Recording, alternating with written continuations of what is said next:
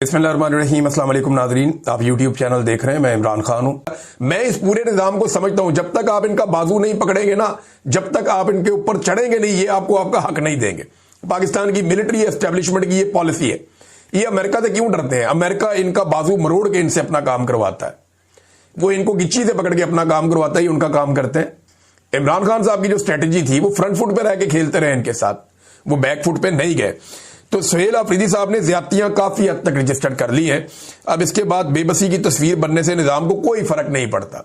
सुहेल अफरीदी साहब ने जो हुज्जत तमाम करनी थी, वो हुज्जत तमाम हो चुकी है। और जो आजाद करवाना था इमरान खान साहब को, अब मामला इमरान खान साहब से मुलाकात तक आके अटक गया। यानी इमरान खान को आजाद करवाना मेन मकसद था, लेकिन अब आजाद करवाना तो बहुत दूर की बात है।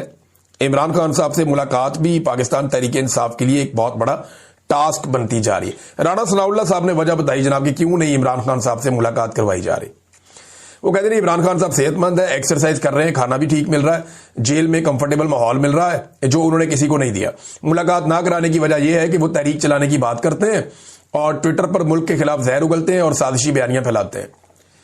तो राणा साहब, इसकी वजह से आप एक आईनी और कानूनी हकूक ही मुअत्तल कर देंगे एक कैदी के। अब ये बयानिया बार बार बनाया जा रहा है, आता तारड़ा आ जाते हैं, कभी कोई और आ जाता है, वो सारे आकर ये कहते हैं जी इमरान खान साहब तो जेल में बड़े कंफर्टेबल हैं, उनको महल जैसा माहौल मिला हुआ है, मर्जी के खाने मिल रहे हैं।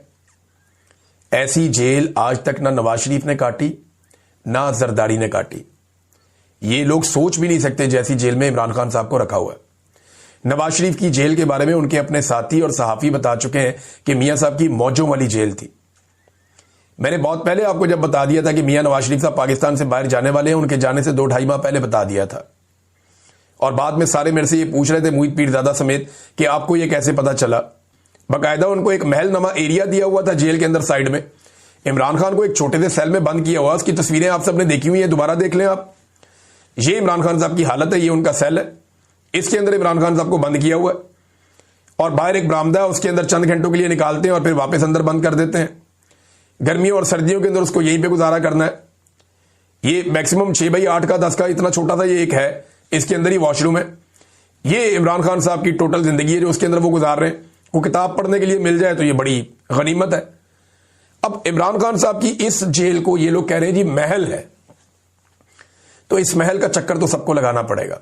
तो क्या ये जितने भी लोग हैं इस महल के अंदर 2 दिन गुजार सकते हैं? बहुत मुश्किल है। एक दफा फिर एक वफाकी वजीर ने इमरान खान साहब को कत्ल करने की धमकी दी है, और ये एक दफा नहीं कई मरतबा इमरान खान साहब को कत्ल करने की धमकी दी जा चुकी है।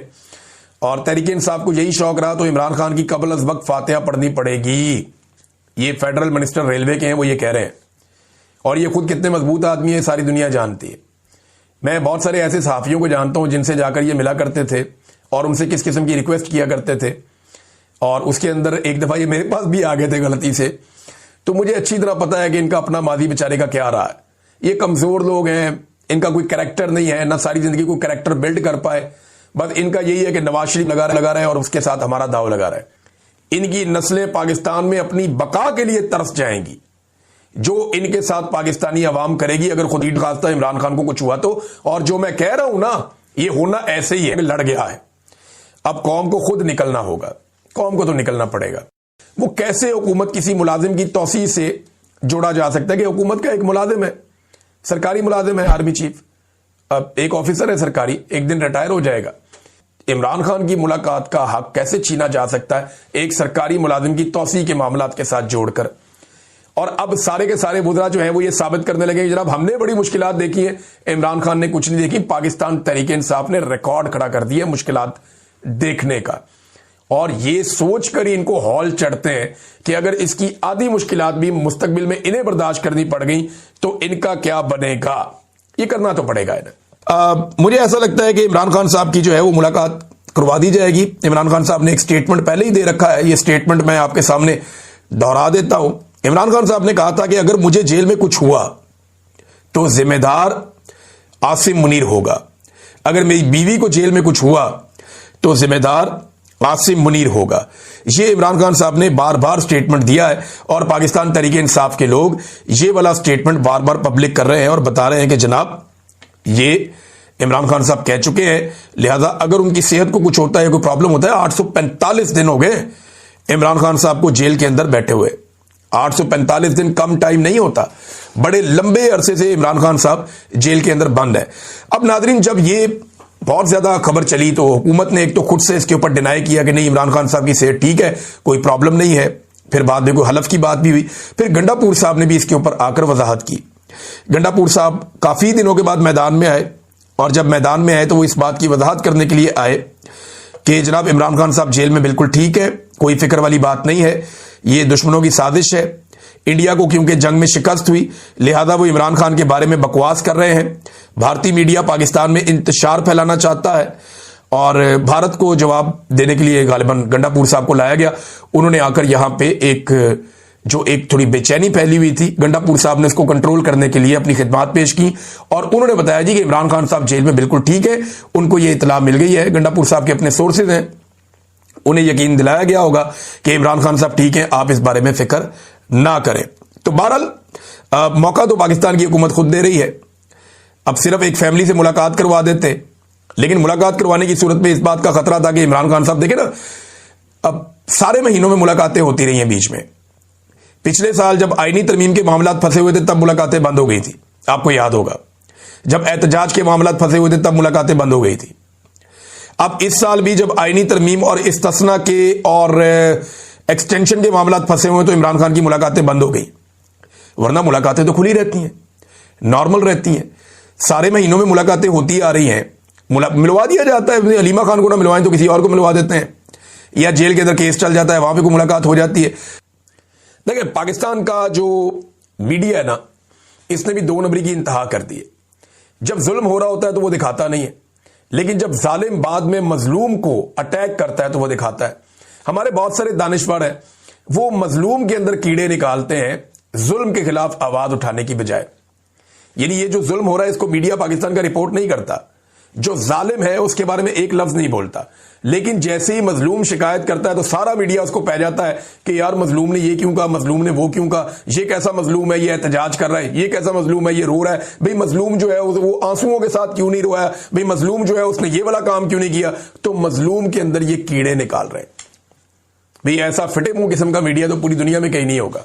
जो पाकिस्तान के अंदर मीडिया ने हरकतें कर दी हैं, और मीडिया ने अपने आप को जलील कर लिया, अपना बेड़ा गर्क कर लिया। दुनिया से आवाजें उठ रही हैं और पाकिस्तान का मीडिया जो है वो चुप करके बैठा है।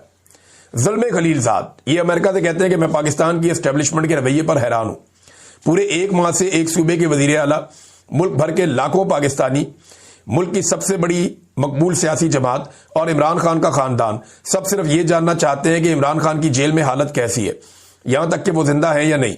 मगर एस्टेब्लिशमेंट इनकी इस जायज और शफाफ दरखास्त को मानने से मुसलसल इनकार कर रही है। वाकई हैरान कुन और सदमा खेज सूरत हाल है। से वो आपको बताता हूं, फिर बड़ी अहम खबरें हैं मुझे आपके साथ शेयर करनी है। सबसे पहले तो यह है कि सुहेल अफरीदी ने, वजीर आजम पाकिस्तान ने एक इजलास बुलाया, उस इजलास में शिरकत से इनकार कर दिया।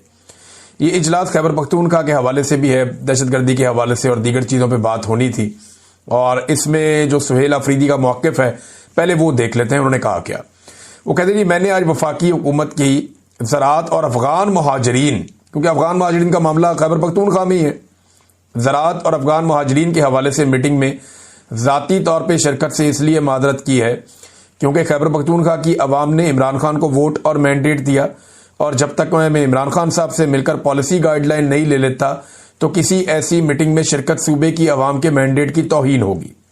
मैं उम्मीद करता हूं कि वफाकी हुकूमत जल्द अज जल्द इस मसले को हल करेगी और मुतल्लिका अथॉरिटीज़ को डायरेक्शन जारी करेगी, ताकि मेरी अपने लीडर और पख्तूनख्वा की अवाम के मैंडेट के अमीन और नुमाइंदा इमरान खान से रेगुलर मुलाकात का इंतज़ाम किया जाए।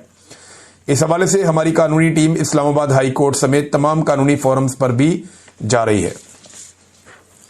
अब बहुत सारे लोग जो हैं वो इसके ऊपर तनकीद करेंगे, उछलेंगे, कूदेंगे, तो मैं उन्हें याद दिला दूं कि जब PMLN इक़्तिदार में थी तो वो छोटी छोटी बातों पे मियां नवाज शरीफ साहब से मिलने बरतानिया चले जाते थे।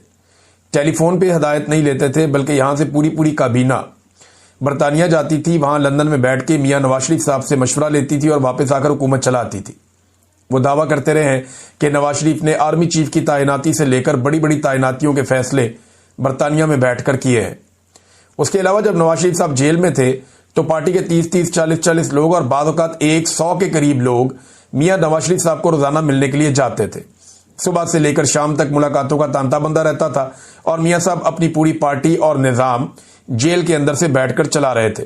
तो जब मियां नवाज शरीफ जो कि एक सजा याफ्ता मुजरिम थे, उनसे ये लिए जा सकते हैं मशवरे, तो इमरान खान जिन्हें पाकिस्तान की अवाम ने मैंडेट दिया है 2/3 अक्सरियत से ज्यादा, उनसे मशवरा क्यों नहीं किया जा सकता? क्योंकि मैंडेट तो इमरान खान का फैसला उसने करना है कि अफगान पॉलिसी क्या होनी चाहिए। उसने फैसला करना है कि दहशतगर्दी के खिलाफ लड़ाई में क्या होना चाहिए, तो मैंडेट उसका है ना। तो सुहेल अफरीदी ने कहा जी इमरान खान से मिलवाएं, वहां से मैं रहनुमाई लूंगा और फिर मैं आकर आपके सामने बैठूंगा। एक तो उन्होंने इनकार कर दिया, दूसरा शहबाज शरीफ ने अभी तक जवाब ही नहीं दिया। उन्होंने कहा मैं पूछ के बताता हूं इमरान खान साहब से मुलाकात के बारे में, तो अभी तक शहबाज शरीफ साहब पूछ के वापस बता ही नहीं सके। एक और मुलाकात के लिए भी कोशिश की सुहेल अफरीदी ने कि चीफ जस्टिस से मुलाकात हो जाए, याया अफरीदी से। अब ये एक कबीले के लोग हैं, सुहेल अफरीदी और याया अफरीदी। तो सुहेल अफरीदी ने कहा कि याया अफरीदी से मिलकर कोशिश करते हैं, राब्ता किया। इन्होंने एडवोकेट जनरल खैबर पख्तूनख्वा का चीफ जस्टिस याया खान से राब्ता, इमरान खान से वजीर आला खैबर पख्तूनख्वा सुहेल अफरीदी की मुलाकात के लिए चीफ जस्टिस ऑफिस को खत लिखा गया है, जिसके बाद आज मुलाकात के लिए राब्ता किया गया। चीफ जस्टिस के स्टाफ ने बताया कि चीफ जस्टिस मसरूफ हैं, पूछ कर बताते हैं। ये पूछ कर बताए हुए दोहराने वगैरह करते रहते हैं वो, लेकिन पूछ कर बताते हैं। एडवोकेट जनरल खैबर पख्तूनख्वा पूछ कर बताने के मुंतजिर है। ये सारी पूछ के बता रहे हैं, जहां से ये पूछते हैं वो सारे ही जानते हैं कि कहां से बेचारे ये पूछ के आते हैं। इन्हें इजाजत मिलती है, कभी नहीं मिलती। तो ये पूरा मुल्क ही ऐसे चल रहा है कि जनाब उनसे पूछते हैं और फिर बताते हैं कि मुल्क कैसे चलाना है। हर बंदा उन्हीं की तरफ देख रहा है, एस्टेब्लिशमेंट की जानिब, कि वो क्या इशारा करते हैं या क्या बात बताते हैं। बहरहाल याया अफरीदी साहब से भी अब वो मिलना चाहते हैं। हाई कोर्ट के अंदर उन्होंने एक रिट भी दायर कर दी है इस्लामाबाद हाई कोर्ट में कि मेरी मुलाकात का बंदोबस्त किया जाए और तवातर के साथ मुलाकात करवाई जाए। जबकि जो नई काबीना की तश्कील है उसको रोक दिया गया है कि तब तक नई काबीना तश्कील नहीं दी जाएगी जब तक कि इमरान खान साहब की सुहेल अफरीदी से मुलाकात नहीं करवा दी जाती। इमरान खान साहब बताएंगे ना किसको लेना किसको नहीं लेना, और सुहेल अफरीदी साहब वो तमाम हकायक इमरान खान साहब के सामने रखेंगे जो गुज़िश्ता 2 साल से पाकिस्तान तहरीक इंसाफ में होता चला आ रहा है। यानी फरवरी 2024 में तहरीक इंसाफ जीती थी, गंडापुर वजीर आला बन गया, तब से लेकर अब तक डेलिबरेटली सुहेल अफरीदी की, मीना खान अफरीदी की या शाहिद खटक साहब की, इनकी मुलाकातें नहीं करवाई गई इमरान खान साहब से, क्योंकि ये लोग इमरान खान साहब को जाकर कुछ हकायक बताना चाहते थे और इन्हें रोका गया। और अब इनमें से एक वजीर आला बन गया, तो अब ये चाहते हैं कि जाकर इनकी मुलाकात हो और ये हकायक इमरान खान साहब के सामने रखें ताकि उनकी रोशनी में इमरान खान साहब फैसला करें। तो नई काबीना की तश्कील भी रोक दी गई है। इससे पहले खबर चलवाई गई कोई एडवाइजरी कमेटी बनाई जाएगी जो निगरानी करेगी वजीर आला की, तो वो खबर तो जनाब हो गई कैंसल, और जिन्होंने खबर दी उन्होंने ही वापस ले ली कि जनाब ऐसी कोई बात नहीं है। और इस पर रद्दमल भी दिया था सुहेल अफरीदी ने, कहा मैं वजीर आला हूं तो मैं बताऊंगा क्या करना है। तो बड़ा कॉन्फिडेंस शो किया, और ये कॉन्फिडेंस होना चाहिए कम से कम, जब आप वजीर आला की कुर्सी पे बैठ रहे हो तो इतना कॉन्फिडेंस तो होना चाहिए। एक और नाज़रीन इमरान खान साहब का जो अपना ट्वीट है, वहां उनका स्टेटमेंट है, वो मैं आपके सामने रखना चाहता हूं। इसमें इमरान खान साहब ने एक नया काम किया। पहले तो उन्होंने सुहेल अफरीदी को मुबारकबाद दी और ISF का दरीना साथी है, तारीफ की उनकी, और उन्होंने कहा जी कि मैं उम्मीद करता हूं कि ये तहरीक इंसाफ के नजरिए के तहत ऐन मुताबिक इनकलाबी काम करेंगे। और अली अमीन गंडापुर को उन्होंने शाबाश दी कि ठीक है, अच्छे तरीके से इक्तदार को मुंतकिल किया उसने। फिर 4 बड़े वाकयात इमरान खान साहब कह रहे हैं 2 साल में हुए। एक 9 मई का, 26 नवंबर का, आजाद कश्मीर का और मुरीद के का। इन 4 वाकयात में कत्लेआम हुआ, निहत्ते शहरियों को शहीद किया गया। अब 9 मई फॉल्स फ्लैग के हवाले से उन्होंने कहा जी मैं तो पहले से ही कह रहा हूं कि जुडिशियल कमीशन बनाया, इसके ऊपर तहकीकात करवाएं। बंदों को उठा के 10-10 साल जेलों में डाल दिया, सजाएं दे दी, और फौजी अदालतों ने भी सजाएं दे दी पकड़ के, जो पूरी दुनिया में नहीं होता। और साथ उन्होंने कहा हालांकि उस दिन निहत्ते शहरियों को और पाकिस्तान तहरीक इंसाफ के सपोर्टर्स को गोलियों का निशाना बनाया गया था। यही वारदात 26 नवंबर को तहरीक इंसाफ के साथ हुई। तो इमरान खान साहब बहुत पहले से कह रहे हैं कि इनके ऊपर जुडिशियल कमीशन बनाया जाए ताकि मजलूमों को इंसाफ मिल सके और कत्लेआम के जिम्मेदारान को करार वाकई सजा दी जा सके। अब वो ये कहते हैं कि उसके बाद जनाब फिर ये कत्लेआम का सिलसिला शुरू हो गया।